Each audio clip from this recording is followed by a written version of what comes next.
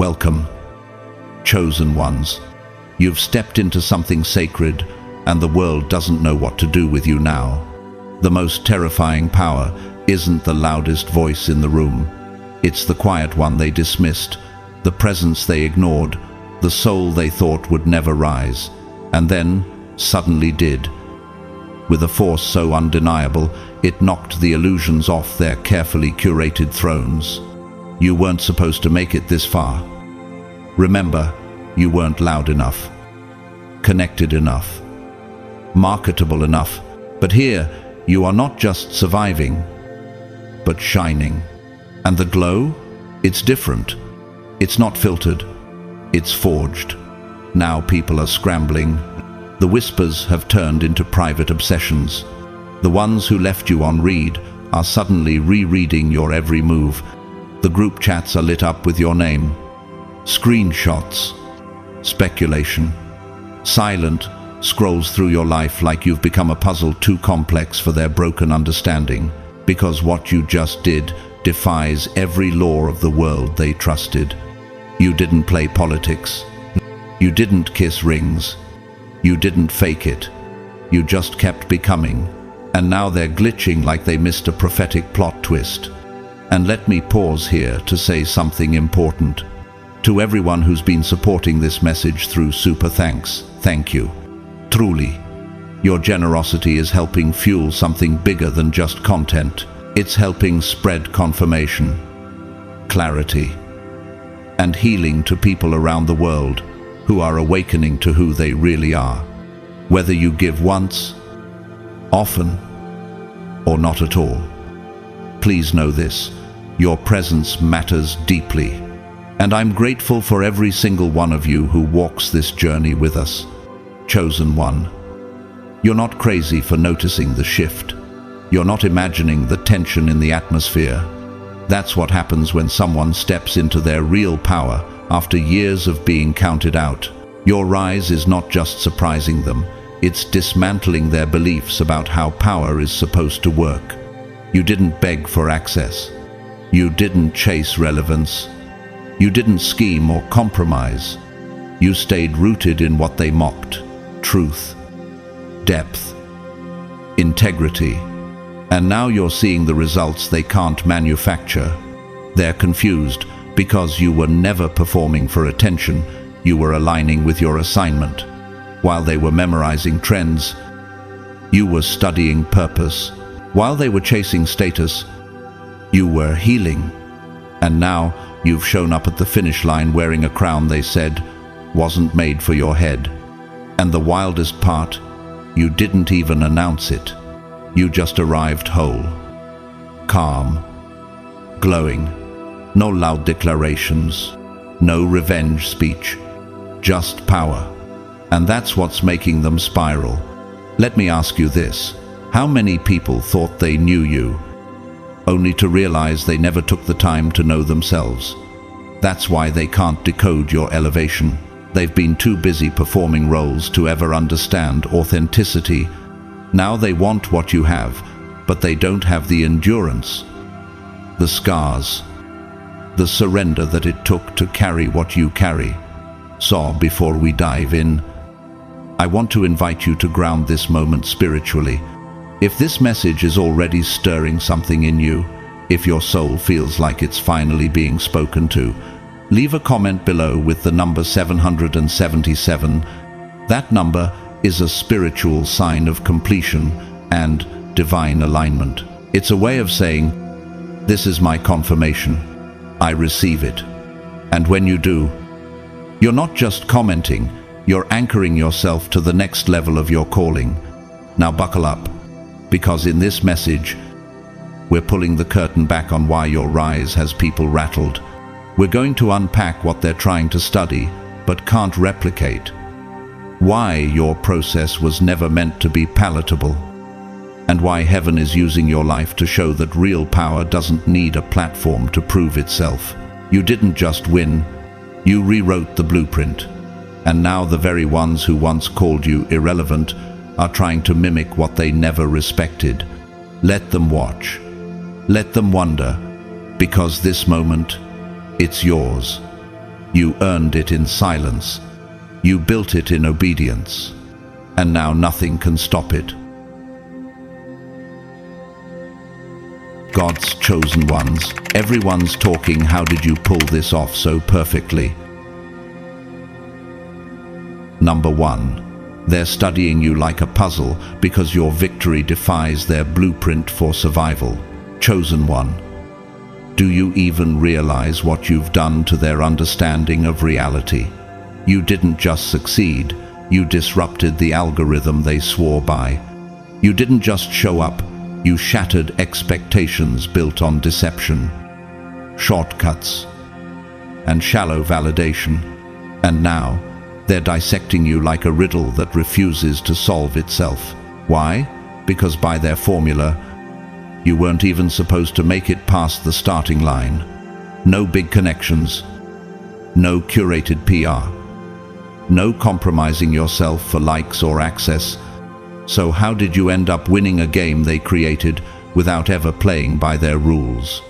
Let me ask you something directly. How does it feel knowing you've become the exception they can't explain? They watched you rise without clout chasing. You skipped the gala invites. You didn't name drop or latch onto the who's who. You walked silently. But every step sent tremors through the ground they thought was stable. And now they're studying your moves, rewinding your life like analysts on a failed case, whispering, "What did we miss?" But the truth is they missed everything. They missed your essence. They overlooked the quiet fire that never needed applause to stay lit. Look at the story of David. He wasn't even in the room when kingship was being discussed, but God chose him anyway. 1 Samuel 16-7 says, "Man looks at the outward appearance, but the Lord looks at the heart." They only saw your surface. God saw your soul. And that's what they'll never be able to quantify. This confusion they're feeling. It's holy. It's prophetic. It's the sound of heaven reversing man-made systems. While they followed formulas, you followed favor. While they built their empire on optics, you built your foundation on obedience. Yet, sacred, painful, and it's not just spiritual history has seen this pattern repeat. Think about Oprah Winfrey, rejected, abused, mocked for her appearance and voice. She wasn't what media executives expected a television star to look like. But she didn't shrink. She didn't sell out. She showed up as herself. And that authenticity dismantled every stereotype. Now the same people who once overlooked her now study her like a masterclass. So, chosen one, let me ask you again, what if your delay was never denial, but divine preparation to break every system that thought it could exclude you? Your story is confusing to those who've never healed. That's why they're obsessed, because they've curated entire lives based on how things should work.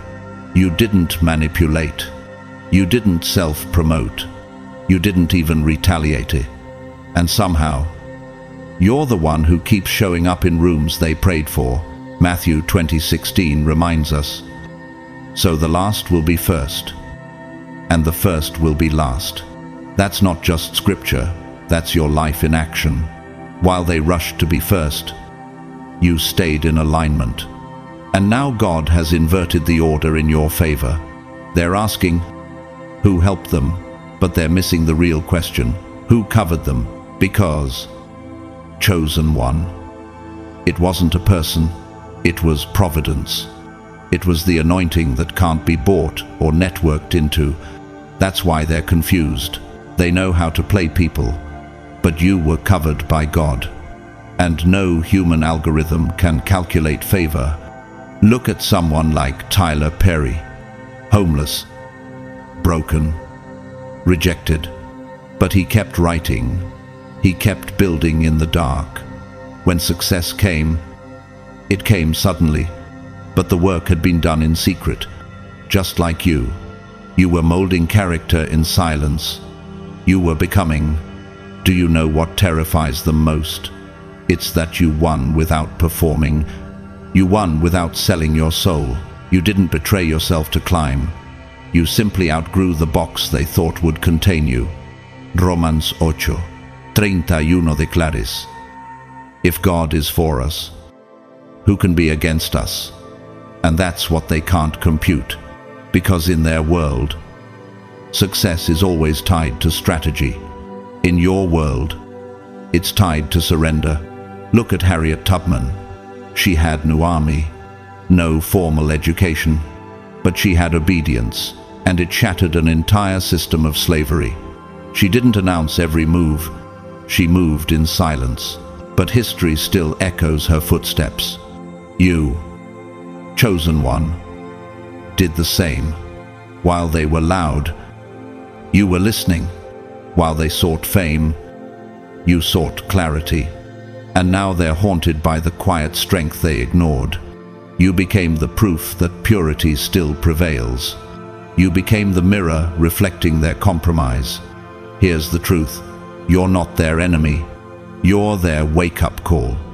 Isaiah 43:19 says, see, I am doing a new thing. Now it springs up. Do you not perceive it? That's what's happening. God used you to show what it looks like when heaven rewrites the rules. So when they ask, how did you pull this off? Just smile. Because the real question is, how did I survive not playing your game and still win? Number 2, you pulled it off because you let the pain educate you, chosen one. There's a special kind of wisdom that only pain can teach, and you let it teach you. You didn't run from it. You didn't numb it. You sat with it. You let it pull back the curtain on your soul and reveal everything that needed healing. And that's why you're still standing when others fell. Let me ask you, how many times did you feel like quitting but didn't? You let the fire refine you, not consume you. You used heartbreak as a catalyst, not a cage. While others became bitter, guarded, and cynical, you became deeper, more compassionate, more powerful. They don't understand it because they didn't do the work. They experienced pain, too, but they let it harden them. You let it shape you. Psalm 34:18 says, the Lord is close to the brokenhearted and saves those who are crushed in spirit. You didn't just survive, you evolved. And that evolution didn't happen on stage. It happened in silence, in stillness, in nights soaked with tears. Think of Nelson Mandela.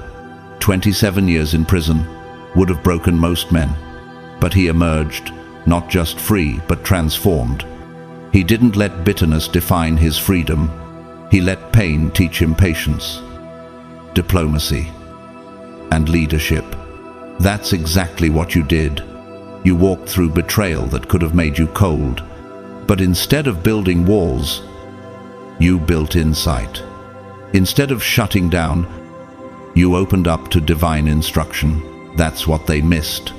They thought your pain would end you, but it activated you. Romans 5:3-4 reminds us, we also glory in our sufferings, because we know that suffering produces perseverance, character, and character, hope. That's the path you took, and it's why your light shines so bright. They're watching now, amazed that you're glowing. But what they don't realize is you forged that glow in the dark. You bled in silence. You stitched yourself back together with grace. They only see the surface, but you know what it cost. Do you remember Malala Yousafzai, shot in the head for speaking out? But she didn't become hateful. She became bolder. She didn't curse her pain. She used it as a microphone. And now, the world listens. You've done the same. Your pain became your platform. But unlike many, you never weaponized your wounds. You healed. You matured. And that maturity can't be faked. It can't be fast-tracked. Eclesiastes 7:3 says, "Sorrow is better than laughter, for by sadness of face the heart is made glad." You understood that grief isn't weakness, it's soil for growth, and you planted something eternal in it. They see your peace now, and it confuses them, because peace after pain is the rarest jewel. Most people walk out of the fire angry. You walked out anointed. Think of Steve Jobs, fired from his own company, betrayed by the very system he built, but that exile became his greatest classroom. He returned to Apple not as a broken man, but as a refined visionary. Pain taught him what comfort never could. So I ask again, what if the worst thing that happened to you was actually your invitation to power? Isaiah 61:3 says God gives a crown of beauty for ashes, the oil of joy for mourning, and a garment of praise for a spirit of despair. That's not just a verse. That's your biography. They expected your pain to paralyze you, but instead, it taught you precision. It taught you discernment. It taught you to sit with the hard truths others avoid. While others drank the poison of resentment, you drank the bitter tea of reflection, and now your strength is rooted, unshakable, not because life was easy, but because you let it be honest. Think of Michael Jordan, cut from his high school team, overlooked, humiliated. But that sting became his obsession with mastery. Pain became practice. Practice became greatness. You, chosen one, did the same. And now, you are becoming a living example that pain is not a prophecy of destruction, it's the soil of destiny. Psalm 126, 5 declares, "Those who sow with tears will reap with songs of joy." You sowed in agony, now you're reaping in glory. And the people who watched you break are now watching you build. That's why they can't look away. You're no longer just a mystery. You're the mirror showing them what they could have become if they had faced their pain too. So the next time they ask, "How did you pull this off?" tell them the truth. I let pain teach me what pride never could. Amo. Number 3. You operated in silence, but not to be mysterious. You were being obedient to divine timing. Chosen one. They called it silence. But it was actually sacred strategy. You weren't quiet because you lacked the courage to speak. You weren't low-key because you lacked vision. You weren't invisible because you had nothing to offer. You were under divine instruction to stay hidden while the foundation was being laid. So let me ask you, how many times did you want to shout your progress from the rooftops? But the Holy Spirit whispered, "Not yet." What the world saw as stillness was actually sanctification. You weren't in hiding, you were in heaven's holding pattern. God had you in the waiting room, not as punishment, but for protection. You were being refined in ways that didn't need an audience. Because when heaven is doing deep work, it often happens underground. Can a seed grow in the spotlight? Isaiah 30:15 says, "In quietness and trust is your strength." That was you. You chose silence, not out of fear, but out of faith. While others were performing for praise, you were submitting to preparation. And now, they're confused. You emerged with power, with clarity, with presence, and they're wondering how it happened suddenly. But nothing about your rise was sudden. It was sacredly scheduled. Look at Maya Angelou. Before she became the world-renowned voice of resilience, she was silent for nearly 5 years after enduring trauma. Her silence wasn't weakness, it was a cocoon. And when she emerged, her words shook nations. You, too, were in a cocoon, chosen one. And now that you've emerged, your presence is loud, even when your mouth says nothing. They don't get it. They thought your absence meant irrelevance. They assumed your silence meant stagnation. But you weren't stuck. You were surrendering. You weren't posting every move because you weren't performing. You were becoming. You were obeying God's timing, not man's timeline. Ecclesiastes 3:1 reminds us, to everything there is a season, a time for every purpose under heaven. Your silence was a season of purpose. They just couldn't see it because they were addicted to visibility. But visibility isn't always validation. Sometimes it's distraction. And you knew better than to trade divine timing for premature exposure. Consider J.K. Rowling. She was writing Harry Potter as a single mother on welfare, rejected by multiple publishers, nearly invisible to the literary world. But she kept building in secret, and when the time was right, the entire world couldn't ignore her anymore. Chosen one. You were building the same way, out of sight, but not out of purpose. You were never irrelevant. You were in incubation, and now that God has released you, everything you built in private is echoing in public. They can't explain it, so they're pretending it happened overnight. But you and heaven know it was years in the making.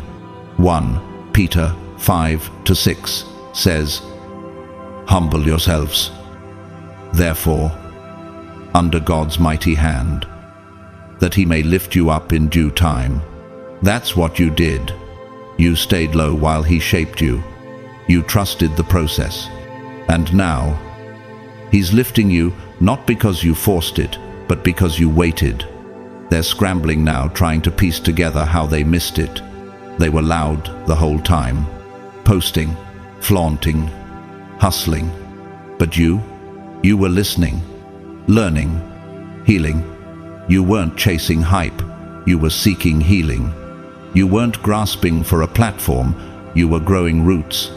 Take a look at Vincent van Gogh. He died virtually unknown, uncelebrated, unseen. But today, his work is revered. He painted in silence. He poured out beauty with no applause. And though the world was late to notice, the divine process wasn't wasted. Chosen one. You're not creating for claps. You're creating for legacy. You weren't mysterious. You were methodical. You didn't speak because it wasn't time to. You didn't post because the blueprint was still unfolding. And now that your moment has come, you're being studied like a phenomenon, as if you skipped steps. But you didn't skip anything. You just didn't perform for spectators who weren't qualified to witness the sacred. John 13:7 records Jesus saying, "You do not realize now what I am doing, but later you will understand." That was your life in motion. Nobody understood your silence. But now, the fruit speaks for itself. The foundation is solid. The glow is earned. And every room you're walking into is confirmation that heaven wasn't late. It was precise. So now, I ask you, do you finally see why God had to keep you hidden? Like the story of Chadwick Boseman. For years, he battled illness in secret, all while delivering some of the most powerful roles in cinema. No pity parties, no drama, just silent excellence. His strength wasn't in what he said, it was in what he endured behind the scenes. And you, chosen one, walked a similar path. Psalm 119:1 promises, "Whoever dwells in the shelter of the Most High will rest in the shadow of the Almighty." You dwelled in that shadow, and now, it's your time to shine in His light. You weren't irrelevant. You were being refined, and now that you're revealed, they can't ignore you, even if they try. Number 4. You didn't pull it off, you endured until it manifested. Let's be clear. Chosen one. You didn't stumble into success. You survived your way into it. What looks like a perfect ending is really just the reward for relentless, grueling, invisible endurance. While others look at your life and say, wow, they made it. They have no idea that most of what shaped you happened when no one was watching. So let me ask you, how many times did you hold on by a thread while pretending you were fine? They celebrate the glow up, but they didn't see the breakdowns. They admire the power, but they missed the panic. The truth is, you weren't shaped by your wins. You were shaped by your refusal to quit when every door shut and every prayer echoed back in silence. James 1:12 says, "Blessed is the one who perseveres under trial, because, having stood the test, that person will receive the crown of life." That's you. You didn't climb to the top. You crawled through fire and ash, betrayal and isolation, heartbreak and hopelessness, and still, you're here. Let's talk about Serena Williams. Her victories made headlines, but her endurance, that's what's legendary. From career-threatening injuries to public criticism to life-threatening childbirth complications, she kept coming back. That's what you've done. You kept showing up, even when everything in you said don't. You didn't pull this off by chance. You held on when most people would have crumbled. Your survival wasn't just physical, it was spiritual. And the miracle, it's not the success, it's that you didn't lose your soul on the way. 2 Corinthians 4:8-9 says, "We are hard-pressed on every side, but not crushed, perplexed, but not in despair, struck down, but not destroyed." You lived those verses, and that's why people look at you now and feel confused, because you don't carry the bitterness they expected. You carry wisdom.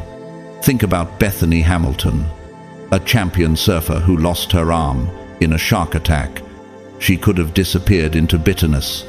Instead, she came back stronger, not because she had something to prove, but because she had something deeper inside that couldn't be taken. Chosen one. That's your story too. Life took things from you, but it didn't take you. You lost people. You lost years. You lost versions of yourself, but you didn't lose your flame.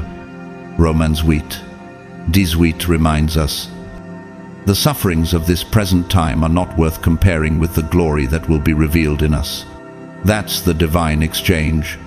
The tears bought you strength. The silence purchased clarity. The rejection built resilience.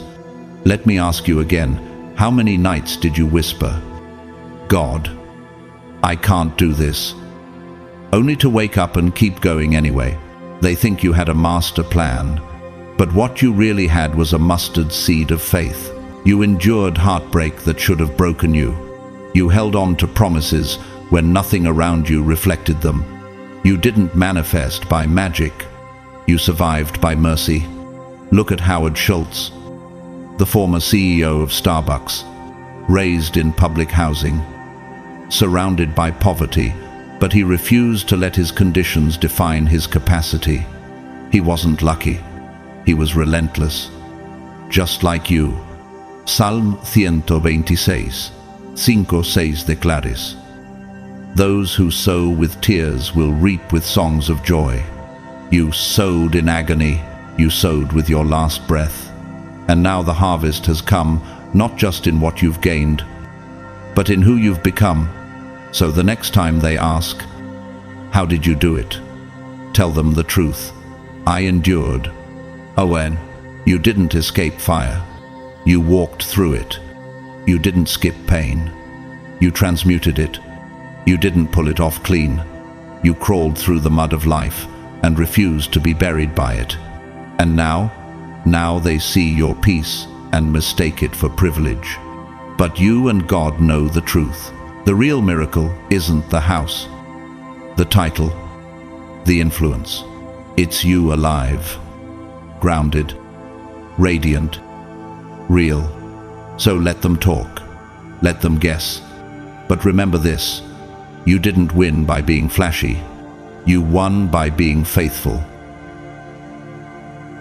Number 5. Your access came from alignment, not approval. Chosen one. Do you remember the version of you who thought approval was the key to access? The one who twisted, shrank, and contorted yourself just to be enough in broken rooms. You used to think acceptance from people meant acceptance from God. You assumed that if you weren't liked, you weren't worthy. But what if I told you that it wasn't their approval that was blocking your blessing? It was your belief that you needed it. You bent yourself into fragments to fit into spaces that were never sacred. How many times did you water yourself down, hoping they'd find your presence palatable? How often did you apologize for your greatness just to make someone else comfortable? But here's the truth. They weren't rejecting you. They were rejecting the mirror you held up to their inauthenticity. Galatians D's asks, am I now trying to win the approval of human beings, or of God? Or am I trying to please people? If I was still trying to please people, I would not be a servant of Christ. That's the turning point you hit. You stopped playing nice with mediocrity. You realized the need for constant validation was a trap, a spiritual decoy pulling you out of alignment with purpose. And the moment you let go, that's when divine acceleration started. Let's talk about Viola Davis. For years, she was typecast, overlooked, told she wasn't the right look for major roles. But she stopped trying to fit into their standards. She started embracing her truth, her voice, her presence, her heritage. She didn't need Hollywood's shallow approval. She needed alignment with her identity. And when that clicked, she made history. You did the same. You stopped knocking on locked doors. You started building your own. You stopped auditioning for love, for access, for worthiness. And in return, heaven gave you keys that no man could deny. Revelation 3:8 confirms it. I have placed before you an open door that no one can shut. That's not just scripture. That's your testimony. You didn't need their green light because God already lit your path. And when you stopped seeking permission, you walked into provision. Suddenly, the opportunities flowed not because you were louder or flashier, but because you were finally aligned. Let's look at Keanu Reeves. Soft-spoken, deeply private, often underestimated, but his career endured not by being flashy, but by being consistent, kind, and intentional. He didn't chase approval.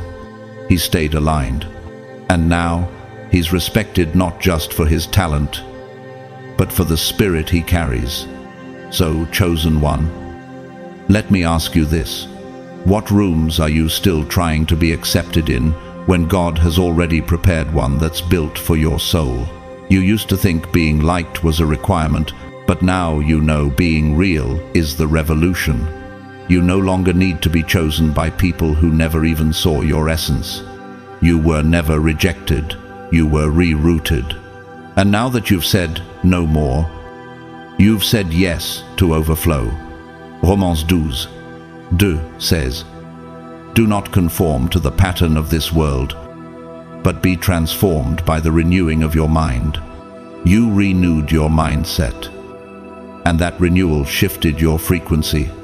You stopped attracting leeches and started attracting legacy. Think about Brené Brown. Her early work on vulnerability was ridiculed. Academics dismissed it. Critics mocked it. But she stayed aligned to her truth. And today, her name is synonymous with emotional intelligence and global transformation. Your journey reflects the same shift. You've gone from trying to be enough to knowing you are, from chasing rooms to owning your atmosphere, from trying to be palatable to becoming powerful. They're confused, not because you changed, but because you stopped conforming. Isaiah 2, 22 says. Stop trusting in mere humans, who have but a breath in their nostrils. Why hold them in esteem? You stopped bowing to opinions and started walking in purpose. And suddenly, everything started aligning, not just for show, but for substance. Let's mention Elon Musk. Controversial, unapologetic, unconventional, and yet, he built empires not by seeking universal approval, but by chasing alignment with bold, disruptive ideas. People didn't get him. Some still don't. But he's not waiting for applause. He's building rockets. Neither are you. You're no longer moved by claps. You're moved by calling. John 12:43 says, "For they loved human praise more than praise from God." But not you. You chose divine recognition over fleeting affirmation. So now you walk with a quiet confidence, the kind that rattles insecure souls, the kind that doesn't shout but still shifts the room. And they can't figure it out, because while they're still performing, still people-pleasing, still panicking, you're at peace. You didn't force your way in. You flowed. You didn't campaign. You carried presence. And now, you're magnetic, because alignment glows in ways that applause never can. Number 6. You mastered the unseen game's spiritual laws they laughed at. Chosen one. You weren't just walking by faith, you were wielding it like a sword in a world addicted to sight. They mocked your patience. They called your surrender weakness. But what they didn't see is that while they were hustling in fear, you were aligning in spirit. Let me ask you, how many times did you feel behind? Even though heaven kept whispering, "You're right on time," they laughed at your prayers.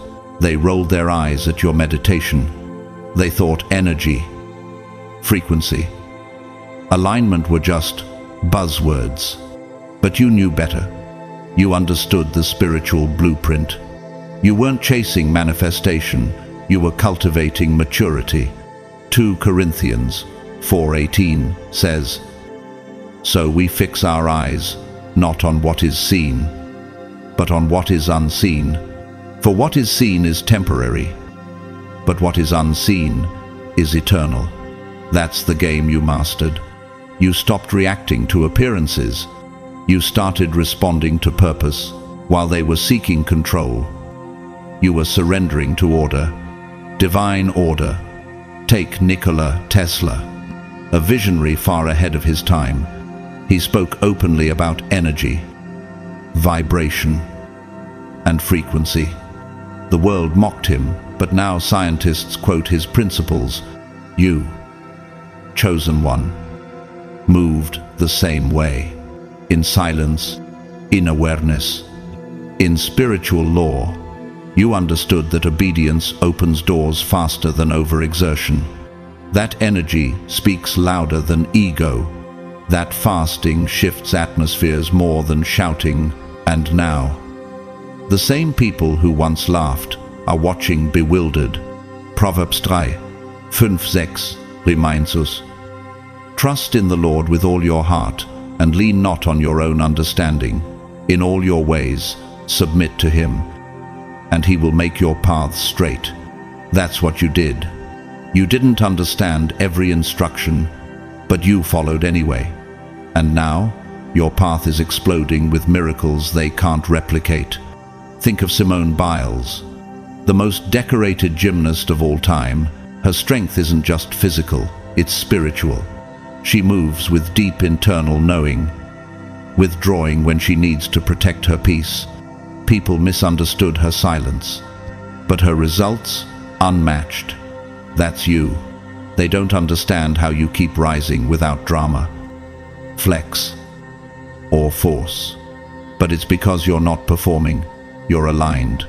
You're not hustling, you're flowing. You're not selling out, you're standing in sacred code. John 3:8 says, "The wind blows wherever it pleases. You hear its sound, but you cannot tell where it comes from or where it is going. That's the mystery of your life. You're moving like the spirit, untraceable, unstoppable, undeniably. Let's highlight Florence Nightingale. She pioneered modern nursing, driven by divine calling. Her peers thought she was wasting her time, but she followed a higher law: compassion, faith, obedience, and today, her name is synonymous with healing. You followed a similar path, quiet, unassuming, but grounded in a law stronger than gravity: faith. You didn't compete, you cultivated, you didn't demand, you discerned, and heaven responded. Isaiah 55, 8:9 says, "For my thoughts are not your thoughts, neither are your ways my ways, declares the Lord." You didn't play their game because you knew you were called to write a new one, a spiritual one. Even Steve Jobs, the father of modern tech innovation, credited intuition and spiritual exploration for many of his breakthroughs. While others followed logic, he followed inner knowing. That's the realm you mastered, the unseen, the infinite. So now, when they ask, how did you pull it off? They're looking for a strategy, but what you followed wasn't a system, it was a spirit.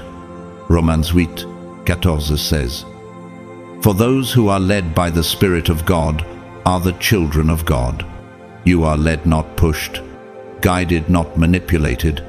And that's why they can't duplicate your path, because it wasn't built on hype. It was built on holiness. Let's talk about Malala Yousafzai again, a teenage girl who stood up against oppression with nothing but faith and a pen.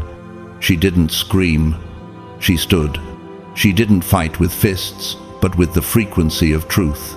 And now her name echoes in eternity. You've done the same. You prayed when they plotted. You rested when they rushed. You forgave when they faked. And now, you're winning in ways they can't counterfeit. Psalm 1:3 declares. They are like a tree planted by streams of water, which yields its fruit in season and whose leaf does not wither. That's you, rooted, replenished, rewarded. So when they laugh again, let them, because the same laws they dismissed are the ones now building your legacy. You didn't just follow truth, you became it. Number 7. They're panicking because your life just exposed how fake theirs is. Chosen one. The truth is, echoing through every room you enter. Even when you say nothing, you didn't expose anyone with a public announcement. You didn't post a thread calling out your haters. You didn't have to. Your life did it for you. Your peace did it. Your joy. Your glow. Your steady climb. All of it became a silent earthquake in their carefully curated world. The moment you started living in full authenticity, their performance started cracking. Let me ask you, have you noticed the discomfort when you walk into rooms that once ignored you? You didn't come to compete. You came to be. And that's what terrifies them. Because you're not threatening them with volume. You're threatening their illusion with truth. You're the mirror they've been dodging. You're the proof they never thought would survive without playing their game.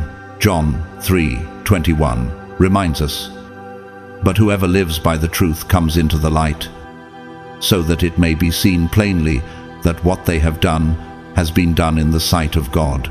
That's what your life is doing, exposing, illuminating. Without ever pointing a finger, they spent years creating a polished image. Every caption, every conversation, every connection was a move in a game of appearances. But you didn't play that way. You were raw, flawed, healing in public, unapologetic about your process, and somehow you still rose. That's what's wrecking them. Think about Jim Carrey. The world knew him as the comedic genius, but behind the scenes, He was dismantling his identity. When he began speaking publicly about the emptiness of fame and the illusions of ego, people were uncomfortable, not because he was offensive, but because he was honest. That's what your life is doing now. Your transparency is confronting their lies. They're not mad because you hurt them. They're mad because you exposed that their mask isn't required. And in doing so, you highlighted the emptiness they've built their lives on. 2 Corinthians 4:2 says, "We have renounced secret and shameful ways. We do not use deception, nor do we distort the word of God." You didn't have to manipulate. You didn't have to charm or conform. You simply showed up in truth. And truth has a frequency that dismantles falsehood. You didn't succeed by stepping on people. You elevated by staying aligned. That's why your joy feels like a threat. It proves cruelty was never necessary. It proves they had a choice. And now, they're realizing they chose the counterfeit. Let's talk about Prince Harry and Meghan Markle. Their departure from royal life triggered outrage, not because of what they did, but because of what their move represented: choosing mental health over tradition, choosing authenticity over duty. Their truth forced an entire institution to look in the mirror. You, chosen one, have done the same. You left behind systems, mindsets, and people who depended on your silence. And when you didn't break, you broke their illusion. Psalm 34:5 tells us, "Those who look to him are radiant. Their faces are never covered with shame." That's what you carry now, radiance. And they don't know how to process that glow when it wasn't bought, begged for, or borrowed. They whisper now. They try to downplay your success. Suddenly, you're lucky. Suddenly, you're changing. But the truth is they're seeing the collapse of their own image. And it hurts. Because they built their confidence on being seen. You built yours on being whole. Look at Brené Brown again. Her research on vulnerability exploded not because it was popular, but because it was true, and people crave truth more than they admit. You are walking proof that being whole is more powerful than being liked. Romans 12:9 comment. Love must be sincere. Hate what is evil. Cling to what is good. You didn't retaliate with pettiness. You rose in peace. And that sincere love for yourself. For your journey has become your armor. They stare at you now, not just with envy, but confusion, because you didn't drag them through the mud. You simply kept walking. And that silence became their sentence. Think about Lady Gaga, ridiculed, dismissed, misunderstood. But she kept creating, kept evolving. Her truth made others uncomfortable, until eventually they bowed to her authenticity. You're seeing the same shift. They hated you, then they mocked you. Now they're obsessed. Isaías 60:1 declares, "Arise, shine, for your light has come, and the glory of the Lord rises upon you." That's the season you're in now, glowing without guilt, rising without revenge. So let them panic, let them unravel, because your presence alone is exposing systems that were never sustainable. You didn't just rise, you revealed, and now everything fake is trembling in the face of what's real. Number 8. You didn't outperform them. You outlasted their weapons. Chosen one. You didn't rise because you were the loudest, the wealthiest, or the most networked. You rose because you didn't die when they buried you. You survived everything they launched at you, the whispers, the betrayal, the setups, the rejection, not with ease, but with endurance. You didn't just make it, you outlasted destruction. Let me ask you, how many times did you cry in silence, praying not for success, but for strength to just keep going? Isaiah 54:17 reminds us, "No weapon formed against you shall prosper, and every tongue which rises against you in judgment you shall condemn." That's not just a verse. That was your survival code. They didn't just oppose you. They tried to break your spirit. They wanted your silence to become your burial. But your spirit was stubborn, not with pride, but with purpose. You weren't fueled by revenge. You were powered by assignment. Think of Nelson Mandela again. 27 years in prison, betrayed by friends and enemies. But he didn't fold. He didn't become bitter. He became bigger. That's what you've done. You didn't lose yourself. You found yourself in the furnace. They were betting against your bounce back. They laughed when you hit the bottom. But what they didn't know is resilience is a language only the chosen truly understand. While they were plotting, God was preparing. James 1-2-4 says, "Consider it pure joy whenever you face trials, because you know that the testing of your faith produces perseverance." You've passed that test. You turned every wound into wisdom, every setback into sacred strategy. Now they're confused. How did you survive that betrayal? How did you recover from that loss? The answer is simple. You weren't powered by pride.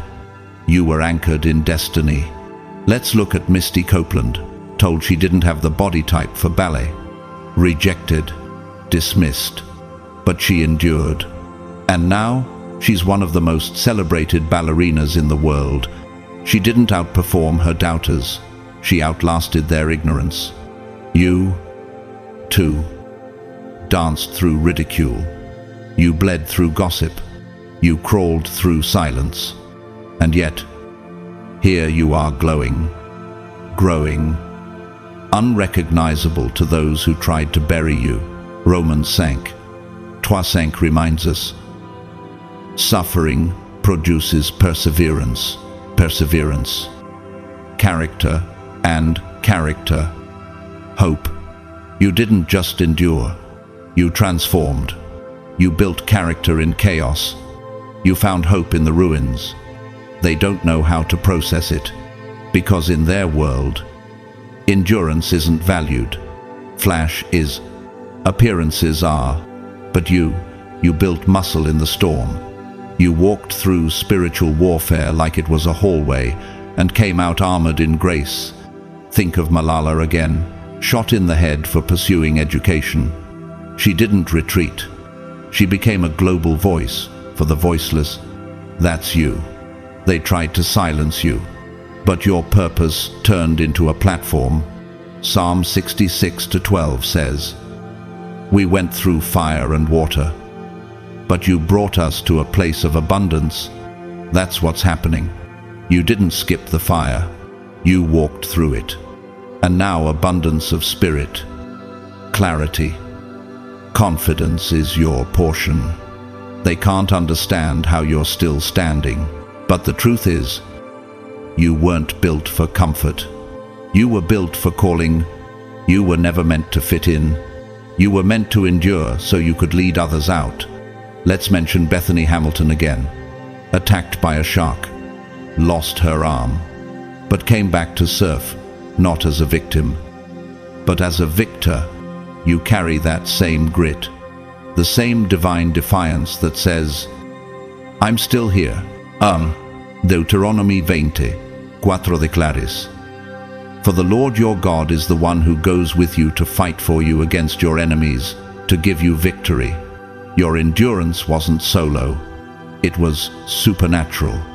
God fought battles you didn't even know were waged in the Spirit.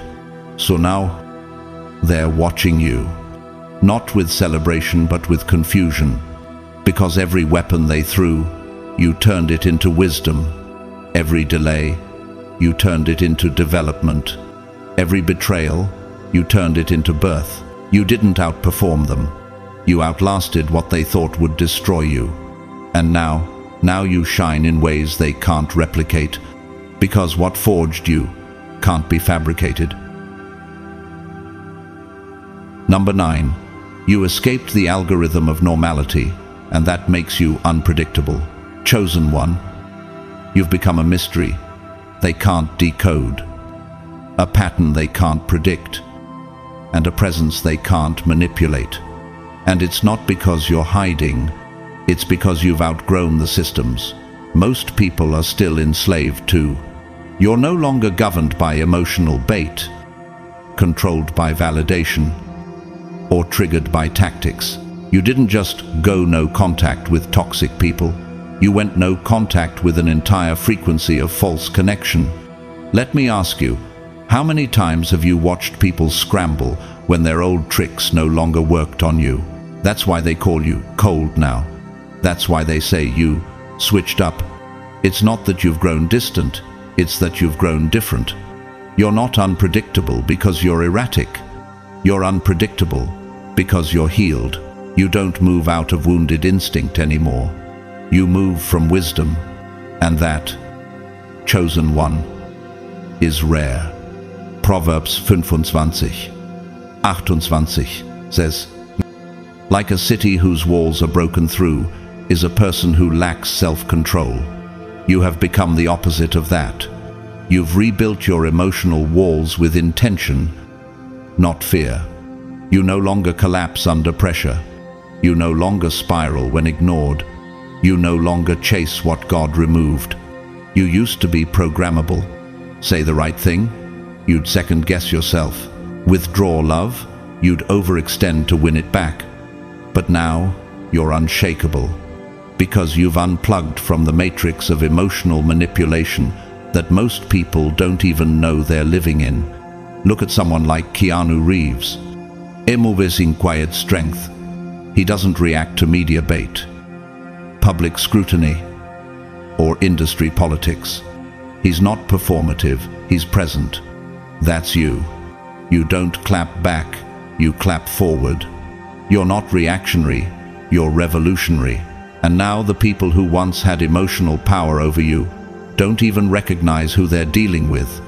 Romans 12 says, do not conform to the pattern of this world, but be transformed by the renewing of your mind. You renewed your mind, and in doing so, you escaped their script. You're no longer acting in their drama. You walked off their stage and started writing your own narrative. You don't post pain for pity anymore. You process in private and emerge in peace. You don't perform joy for attention. You live in joy because it's internal now, not dependent on external applause. You don't wait for closure. You created your own. Let's bring in Michael Jordan.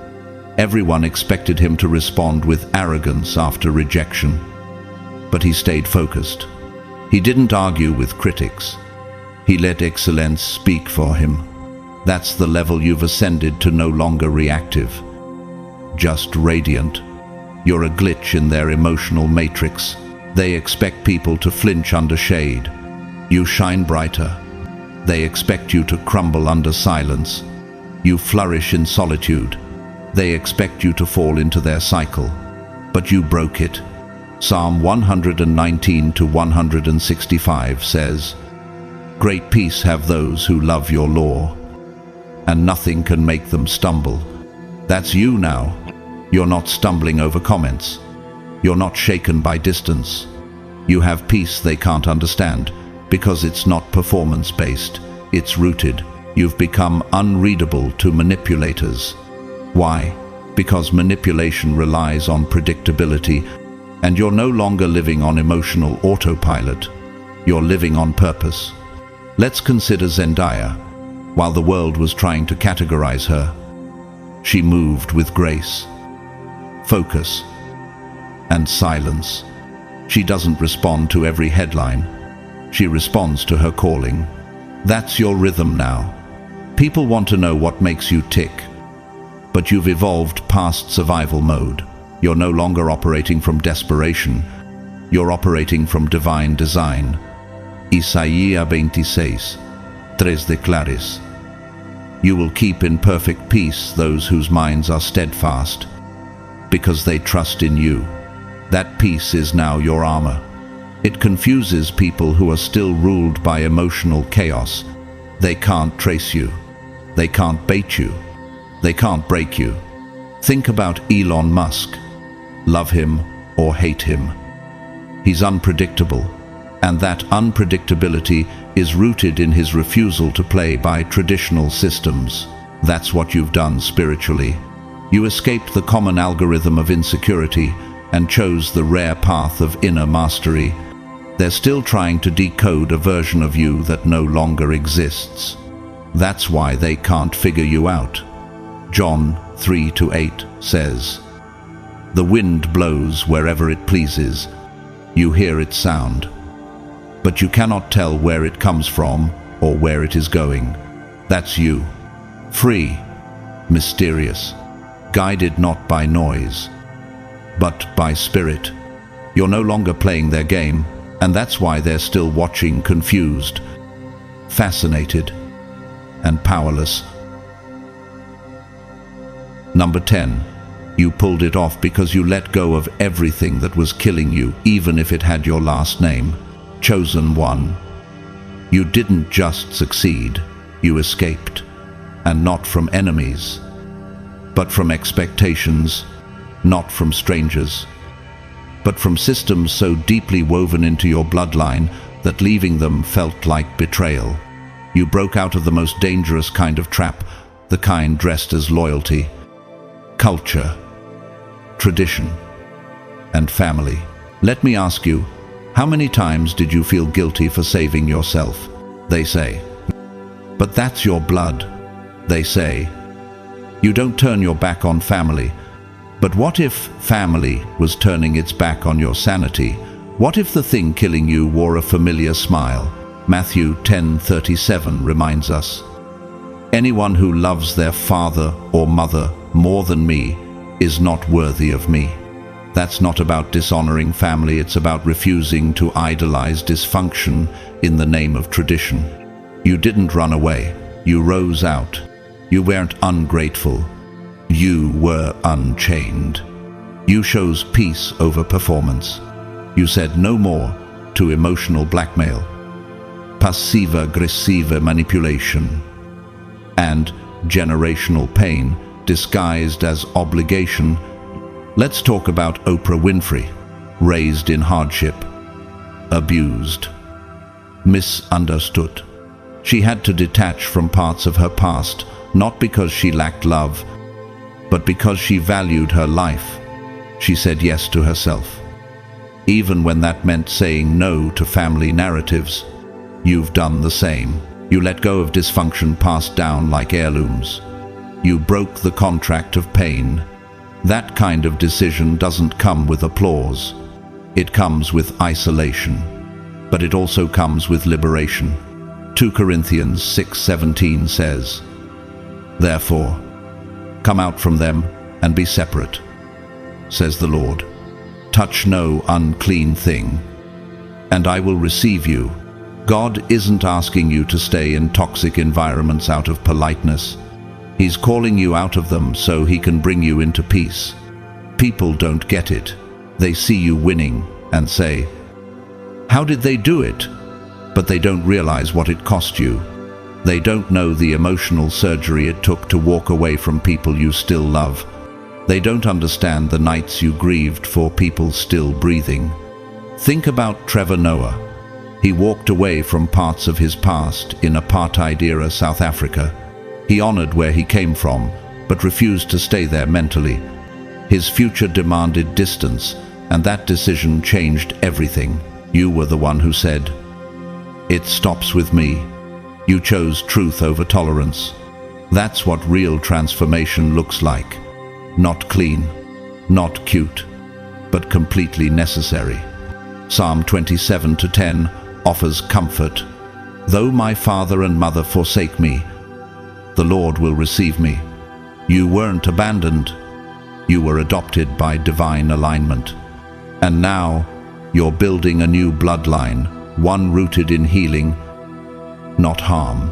People are still worshipping dysfunction, still staying in rooms that suffocate them because leaving feels too radical. But you were willing to carry the weight of misunderstanding to gain the reward of clarity.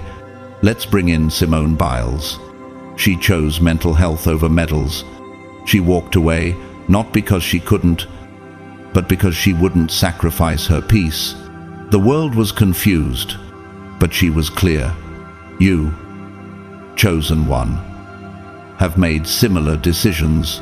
Romans 12:1 calls us to be a living sacrifice, holy and pleasing to God. And sometimes that sacrifice is your attachment to the familiar. You offered that, and now your altar is full of blessing. They look at you now and can't understand how you got free, how you started winning. But it's because you gave up what they still cling to. You let go of what was killing you, even if it had your last name. You're not just building success, you're building legacy, a new standard, a healed frequency, a bloodline that begins with you and doesn't bleed anymore. Think of Barack Obama. He didn't just break political barriers, he broke personal ones, rising through confusion, rejection, and lineage limitations. He honored where he came from, but didn't let it confine where he was going. That's you, honoring your past, but not trapped by it, healing from your roots, but planting new ones. Isaías 43:18-19 declares, forget the former things, do not dwell on the past. See, I am doing a new thing. God isn't just healing you, He's healing everything that comes through you. So when people ask, how did you pull it off? The answer is simple. You chose truth over tradition, and that decision set you free. Number 11. You made it because you were willing to be the villain in their story, to be the hero in God's chosen one. One of the most misunderstood victories in life is choosing purpose over perception. You didn't climb to where you are because everyone clapped for you. In fact, you rose while being misjudged, misquoted, and misunderstood. You made peace with being the villain in their narrative because you knew your assignment wasn't to be liked. It was to be aligned, and that's a level most people never reach. Let me ask you, how many times did you have to swallow silence while they painted you as the problem? It hurt, not because their gossip had power, but because their love once did. You didn't want to walk away. You had to. You didn't want distance. You needed it. You didn't shift because you were bitter. You shifted because your soul demanded something deeper, and they couldn't follow. That's why they made you the enemy. It was easier than admitting you outgrew what they were comfortable staying in. Luke 6:22-23 says, blessed are you when people hate you, when they exclude you and insult you and reject your name as evil. Because of the Son of Man, rejoice, because great is your reward in heaven. That's what you stepped into, divine reward. Not from applause, but from endurance. From letting their story unfold while you wrote a new one. You didn't retaliate. You didn't expose receipts. You didn't correct every lie. You elevated.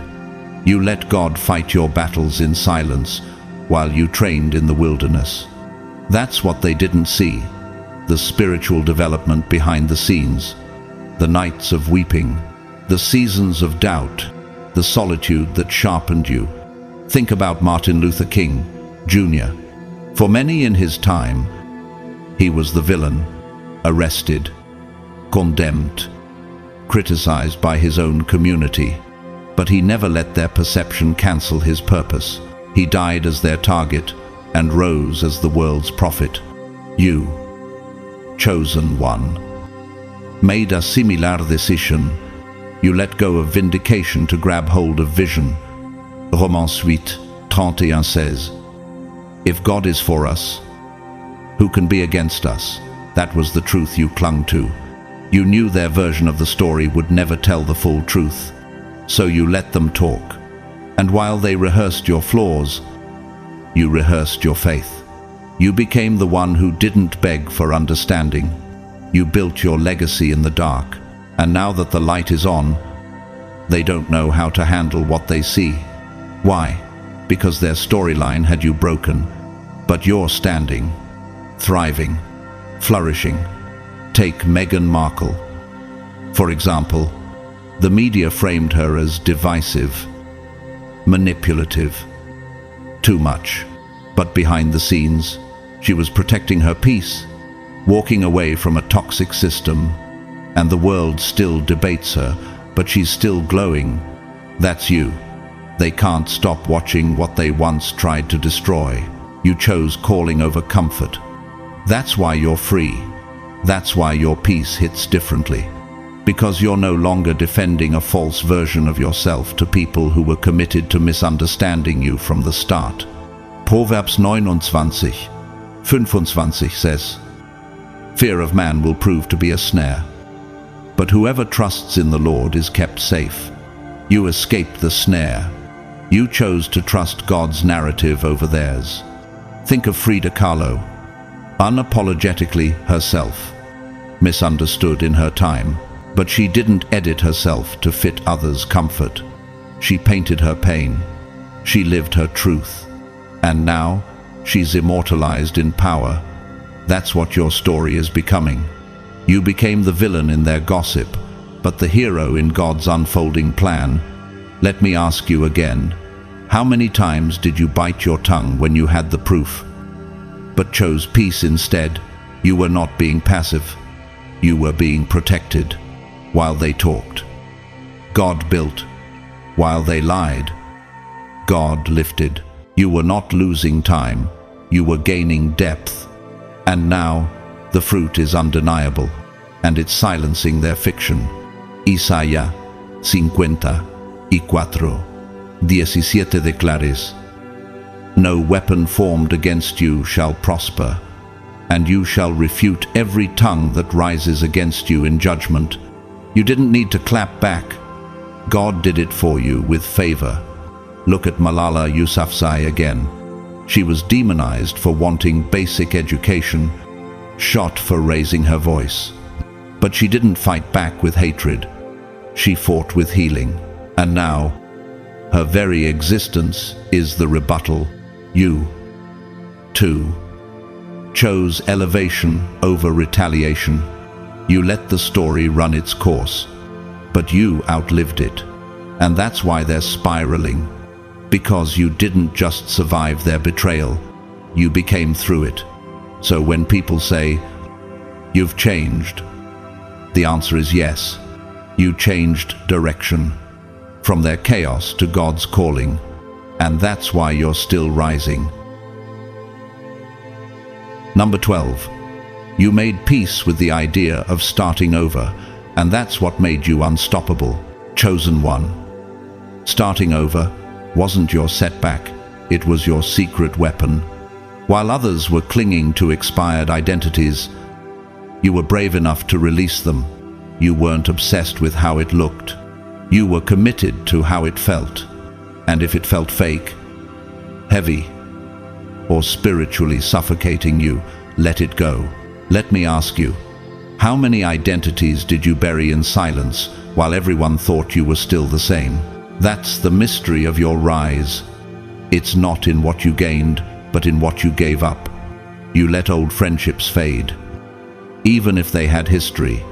You said goodbye to opportunities that looked good, but felt misaligned. You didn't chase titles or timelines. You chased truth, and that truth set you free. Isaías 43:18-19 says, "Forget the former things. Do not dwell on the past. See, I am doing a new thing."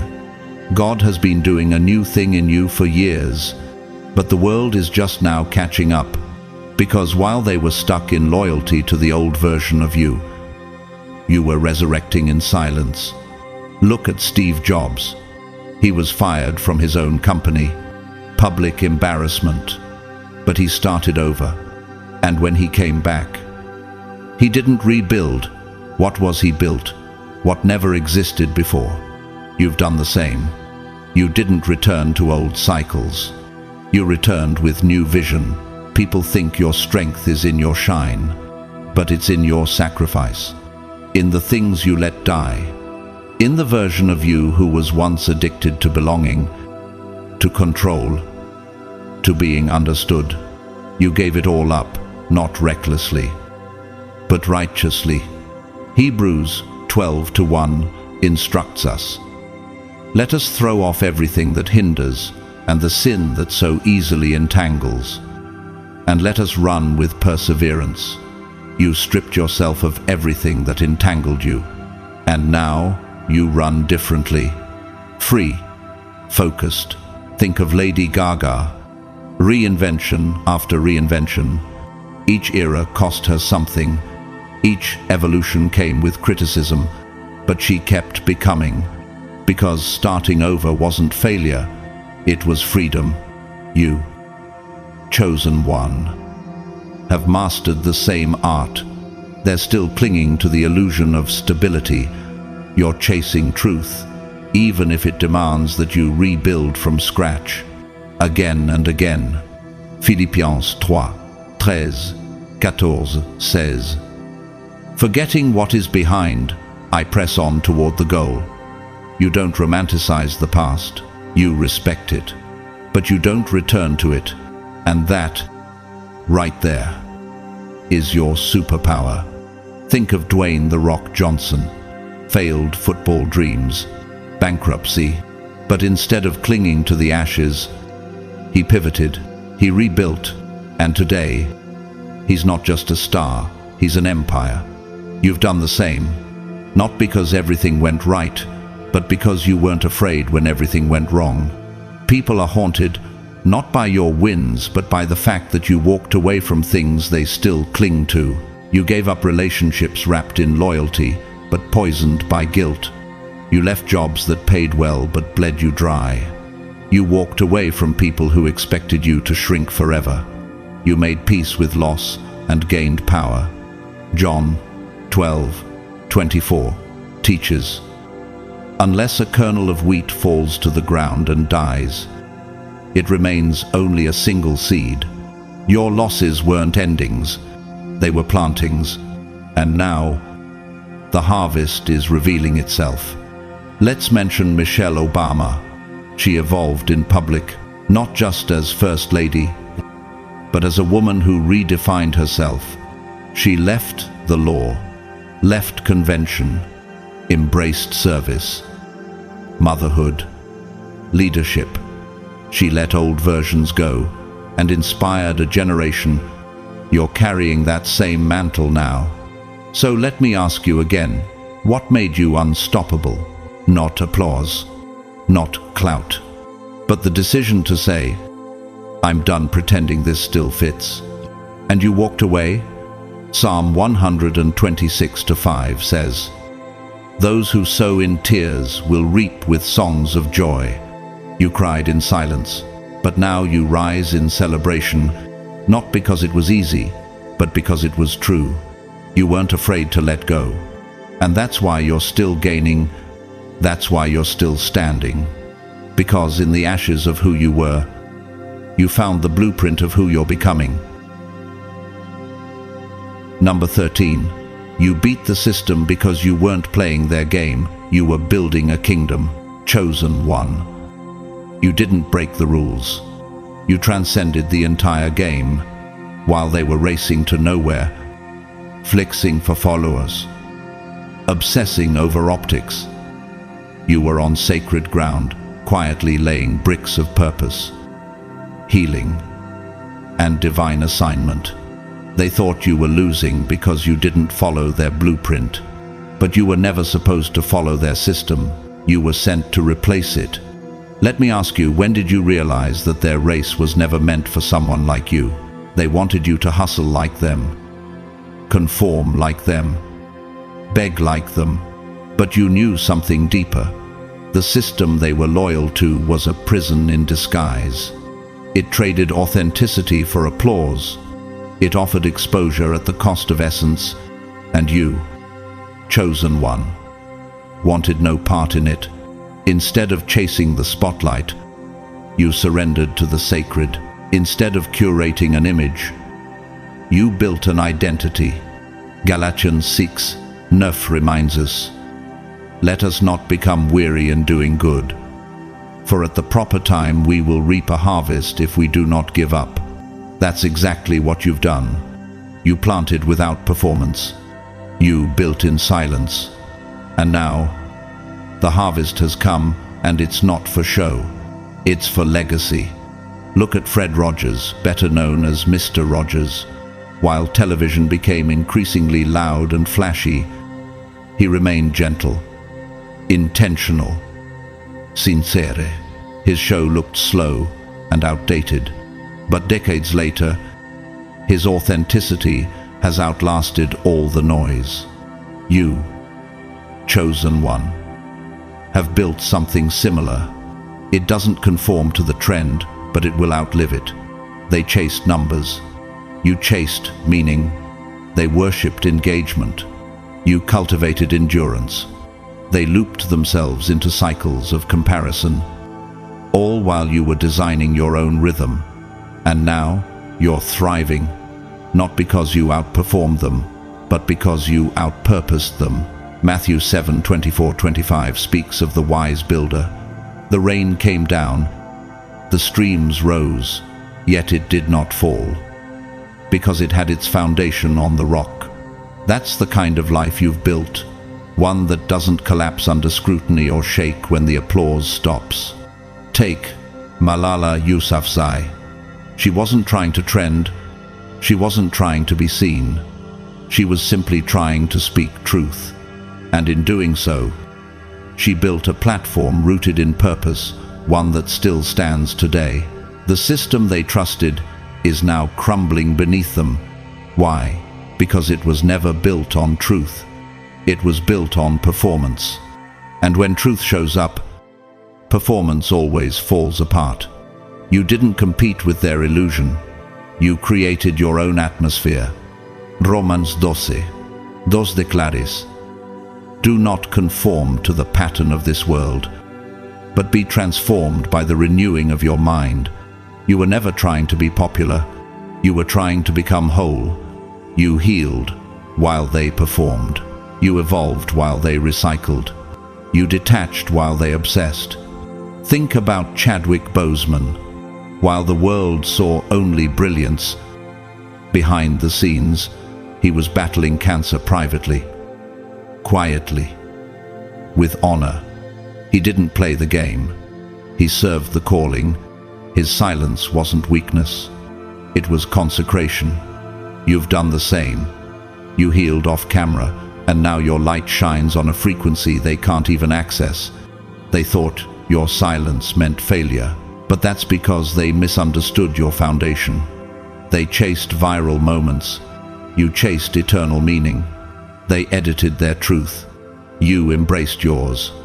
1 Corinthians 3:13 affirms, "Each one's work will become manifest, because it will be revealed by fire. And the fire will test what sort of work each one has done." You've passed through that fire, and your work still stands. Let's mention Michelle Yeoh. For decades, she didn't bend to Hollywood's formula. She honored her craft, her culture, her truth. And now, she's making history not because she played their game, but because she refused to. So, chosen one, here's the truth. You didn't beat them at their own rules. You replaced the rule book. You built a kingdom not to control, but to be free. Free from the cycle. Free from the clout chase. Free from false expectations. Isaiah 2:22 commands. Stop trusting in mere humans, who have but a breath in their nostrils. Why hold them in esteem? You took your esteem back. You stopped bowing to systems that never saw you. And now, you've built something unshakable. They're still fighting for crumbs of attention, You're seated at the table. You don't just look successful, you are whole. And that can't be faked. You didn't beat the system. You exposed that it was broken and walked away victorious. Number 14.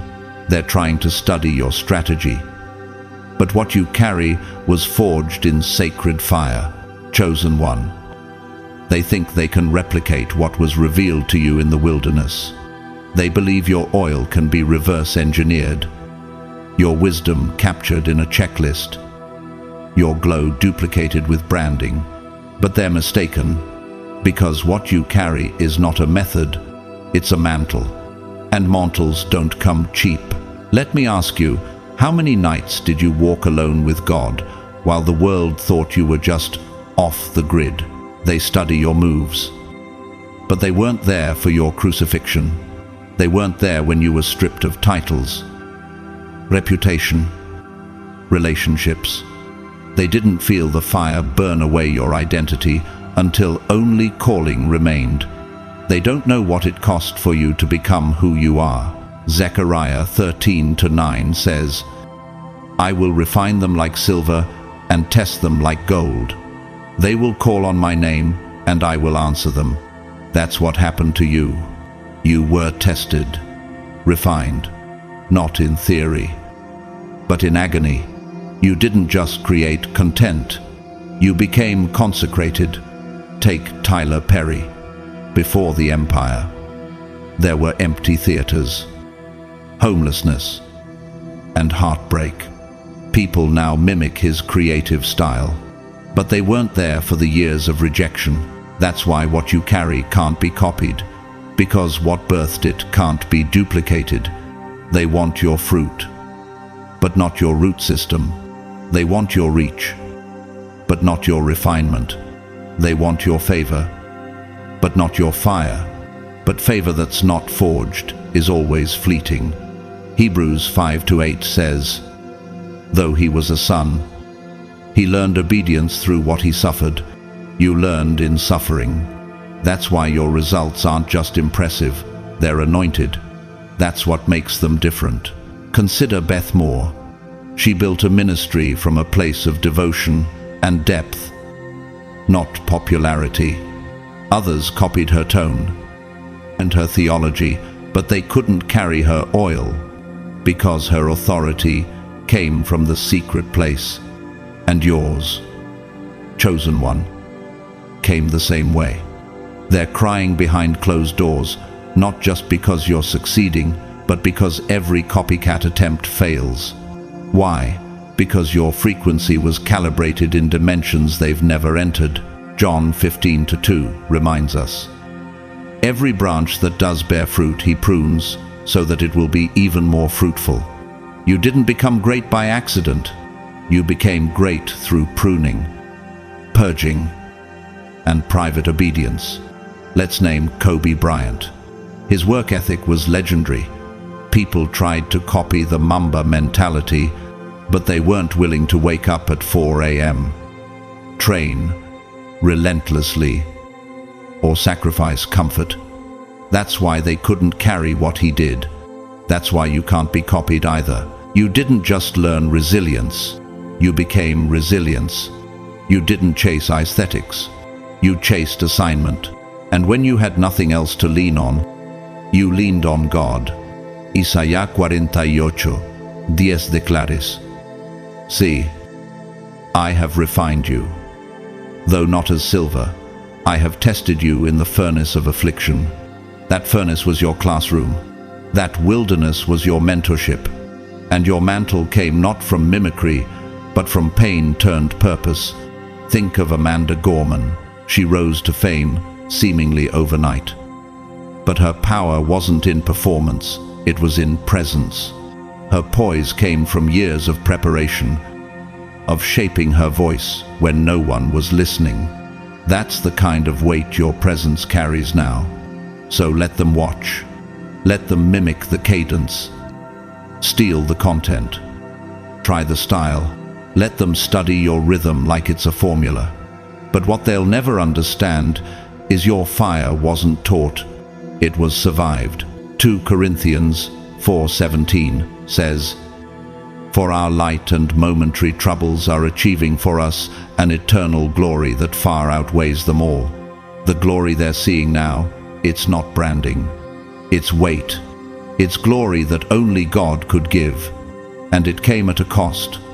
They think they can copy the oil without pressing the olive, but they forget the oil flows only after the crushing. You, chosen one, were crushed, pressed, betrayed, broken, but not destroyed. You came out not with bitterness, but with brilliance, not with ego, but with essence. And that's what they can't copy. So when they ask, "How did you do it?" just smile, because the answer isn't in a strategy, it's in a surrender. You didn't just make it, you became. You didn't just shine, you survived the sacred fire. You're not a trend, you're a testimony. And testimonies aren't taught, they're earned in silence. You didn't break rules, you broke curses. That's why they're still guessing, and that's why you'll still be standing long after their games collapse. Now that you know what you carry, don't shrink back. Don't explain yourself to people who were never meant to understand your path. And most of all, don't apologize for the power, clarity, and weight of the mantle you've been trusted with. You didn't come this far just to fit in again.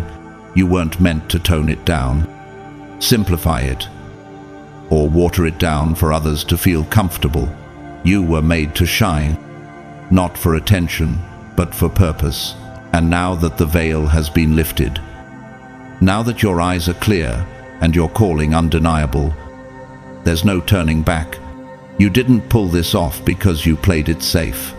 You didn't survive all that pressure, rejection, and spiritual warfare just to sit quietly in the corner of your destiny. You pulled this off because you refused to stop becoming. You let people misunderstand you. You let them mislabel you. You let them think you disappeared.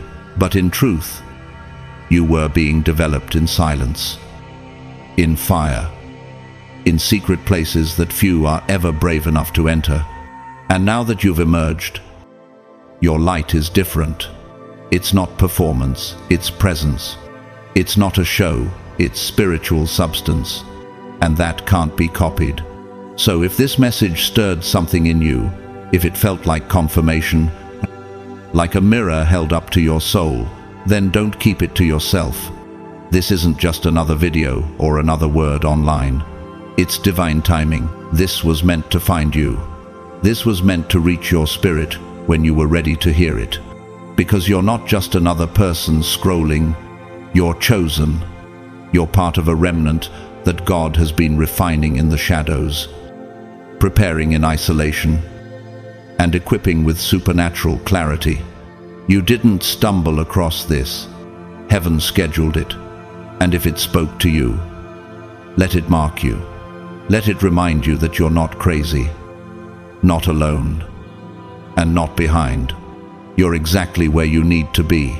If this resonated, I invite you to stay connected.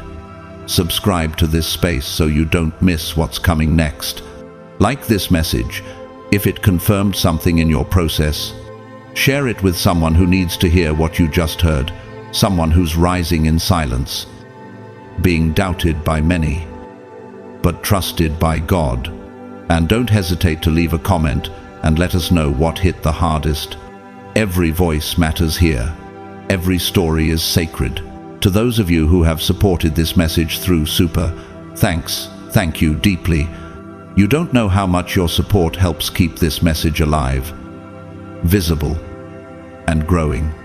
Your generosity doesn't go unnoticed, and if you feel led to support today, know that I am beyond grateful.